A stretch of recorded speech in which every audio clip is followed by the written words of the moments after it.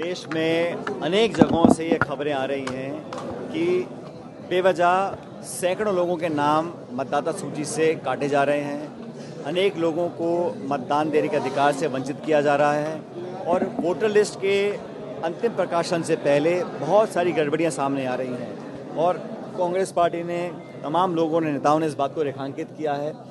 निर्वाचन आयोग की जिम्मेदारी बनती है कि निष्पक्षता से इस पूरी कार्रवाई को अंजाम दें और हमने एसआईआर में सारे बीएलओज़ को प्रेरित किया और मुझे खुशी है कि हमारे कार्यकर्ता सही से मौजूद हैं। बावजूद उसके अनेक जिलों से ऐसी खबरें आ रही हैं कि वोटर लिस्ट के अंदर फॉर्म नंबर 7 जमा कराकर जो वाजिब मतदाता हैं उनके नाम काटे जा रहे हैं और राजनीतिक भावना और दुर्भावना को मन में रखते हुए इस प्रकार का काम किया जा रहा है। और जो वोटर्स के नाम कटने का सवाल है फॉर्म नंबर 7, उसमें प्रशासन अगर जानबूझ के पक्षपात करेगा उसका कड़ा विरोध कांग्रेस पार्टी करेगी।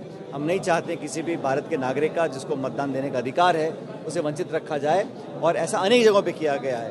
कांग्रेस पार्टी ने इस बारे में आपत्ति दर्ज भी की है, दिल्ली में करी है, जयपुर में करी है। सारे विकल्प खुले हैं। मैं यही चाहता हूं कि हमारे प्रदेश के अंदर जब तक परंपरा रही है कि निर्वाचन आयोग निष्पक्षता से काम करे, बिना पक्षपात के अपनी कार्रवाई को अंजाम दे, वो बना रहना चाहिए। और जो वोटर लिस्ट में वोट चोरी की संभावनाएं पैदा की जा रही हैं उसका कांग्रेस पार्टी डट के विरोध करेगी। देखिए, हाल ही में जिस तरह से पेपर लीक हुआ उसके बाद एमआर सीट वाला मामला सामने आया, कल ही गिरफ्तारियां हुई, उसमें बड़ी तो इंक्वायरी करनी चाहिए, जांच होनी। अगर कुछ गलत हुआ है, किसी ने गलत किया है, वो जांच में सामने आ जाएगा। निष्पक्ष जांच करने के बाद अगर कोई व्यक्ति इसमें लिप्त पाया जाता है, कोई अधिकारी हो, कोई भी हो, कोई बड़ा व्यक्ति हो, लेकिन उस पर कार्रवाई होनी चाहिए। लेकिन ये सरकार को खुलासा करते रहना चाहिए कि ये क्या प्रमाण उनके पास हैं, किस बिंदु को लेकर जांच हो रही है और इसमें 2 साल के बाद अभी खुलासे हो रहे हैं, इसका क्या मतलब क्या है। अगर आप इंक्वायरी कर रहे हैं, जांच बिठा रहे हैं, तो 2 साल तो लगते नहीं हैं इसमें। किस वजह से, क्या टाइमिंग देकर किया गया है और सरकार की जो कार्यशैली है, मुझे लगता है ये सिर्फ टाइम निकाल रहे हैं। अब इनको 2 साल से ऊपर हो गए हैं, अब कैसे कैसे 1.5-2 साल और निकल जाए। प्रदेश में संविधान में प्रावधान है कि जो लोकल बॉडी के चुनाव हैं आपको 5 साल में कराने हैं। कोई ना कोई बहाना देकर सरकार चुनाव टालती है और अगर चुनाव होंगे भी तो इसका श्रेय पूरा कोर्ट को जाता है। हाई कोर्ट का आदेश आता है तब जाके सरकार हलचल में आती है। बाकी इनका कोई मन ना तो चुनाव कराने, नगर पालिका का चुनाव कराना चाहते हैं या पंचायत चुनाव कराना चाहते हैं। ये तो अफसरों के माध्यम से शासन करना चाहते हैं लोकल बॉडीज़ के ऊपर भी। वर्तमान सरकार जो भाजपा की है उसमें भी छठी श्रेणी सीट को लेकर घोटाले की बात सामने आ रही है। बहुत सारे आरोप लग रहे हैं तो सरकार को खुलासा करना चाहिए।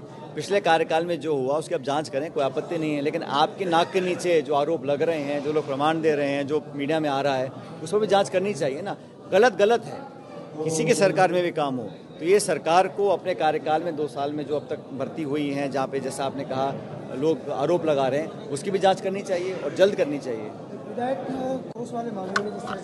अगर आप बनना चाहते हैं पॉलिटिशियन लेकिन पब्लिक स्पीकिंग और अपने विचारों को व्यक्त करना चुनौती लगता है या कैमरे और पब्लिक के सामने किसी तरह से बोल पाए इसमें मुश्किल होती है, तो मिशी मीडिया सॉल्यूशंस लेकर आया है पॉलिटिकल कंसल्टेंसी कैंपेन, जिसमें वरिष्ठ जर्नलिस्ट और पॉलिटिकल एनालिस्ट की एक्सपीरियंस्ड टीम आपको मदद करेगी, जिससे आपकी आवाज और भी बुलंद हो जाएगी। इसमें हम आपके गोल को पूरी तरह से टारगेट करेंगे कि किस तरह से आपको पार्टी पहचाने, आपको उस क्षेत्र के लिए चुने, कैसे सर्वेज में आपका नाम आए, कैसे लोगों के बीच में आपका माहौल बने। ना सिर्फ कंसल्टेंसी हम आपको देंगे बल्कि आपको सारे रास्ते दिखाएंगे और बताएंगे भी, जिससे आप भारत की राजनीति में अच्छे पॉलिटिशियन बनके समाज का सुधार कर सके।